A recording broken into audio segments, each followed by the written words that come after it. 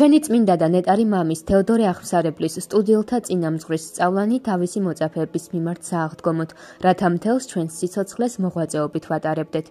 ძმანო და მამანო, ვინაიდან ქრისტეს მადლით წმინდა აღდგომის განსრულების ღირსნი გავხდით, კვლავ ჩვენსავე საქმეს შევუდგეთ, რათა ერთობლივად ვაკეთოთ და ჩვენი მაცხოვრის იესო ქრისტეს სიცოცხლის მომნიჭებელი ვნებები მოვიგონოთ და რადგანაც აღდგომა გავიდა, მათი გახსნება გვერდს მოჩაგვივლის, არამედ მუდამ თვალწინ გქონდეს ჩვენი გამომხსნელი ვნებები, ჯვარცმა, დაფლა და აღდგომა, რათა მათი მოგონებით ვნებათაგან დატყვევებულნი ვიყოთ და თუ კი გაუფრთხილებლობით მაინც დავტყვევდებით, სასწრაფოდ ჯვარცმულ იესოს დიდების უფალს გავხედოთ და ჩვენი სულების კურნება მაშინვე ამოგვიბწყინდება.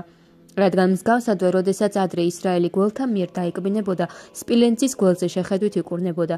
უცოდინრები არ ხართ, რომ სულებს ბოროტი გულის სიტყვები გველთა მსგავსად კბენენ და გესლით ავსებენ, რაც როცა მოხდება, საჭიროა მთელი მონდომებით მათი აღმოფხვრა, რათა დაგვიანებამ უკურნებელი ჭრილობა არ წარმოშვას. დააკვირდით გაზაფხულს, რადგან სიცხლის წარმოშობია და ხორცთა გული უთქვამს სულისათვის და სულსა ხორცისათვის და ერთის მატება მეორის დაკლებას იწვევს.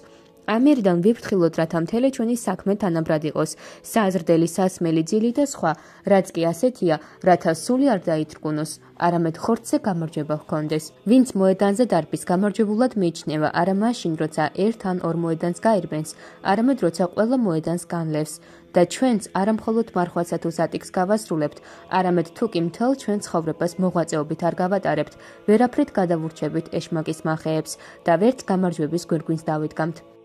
ასე რომ ძმებო, კვლავ კეთილი შრომა ვიღვაწოთ, კვლავ სათნოების გამო გავისარჯოთ, კვლავ მარხვით მოვიწყუდოთ, კვლავ ხორცი დავიმონოთ, კვლავ ვნებები დავცეთ. ყოველ დღეს სიკვდილი უფლისა ჩვენისა იესო ქრისტესი ხორცთა შინა ჩვენთა ვიტვირთოთ. სიკვდილის სასჯელი მთლიანად საკუთარ თავში ვქონდეს, რადგან აი ახლა ჩვენც უეჭველად მოვკვდებით, როგორც ჩვენი მამები და ძმები და აქედან გადავინაცვლებთ, უცხო ადგილებში წავალთ და ხილვებს ვიხილავთ, რომელნიც არსად გვინახავს და შიშის მომგვრელი და განცვიფრებით სავსეა ეს ნათქვამი მისთვის, ვისაც მხოლოდ გონება აქვს.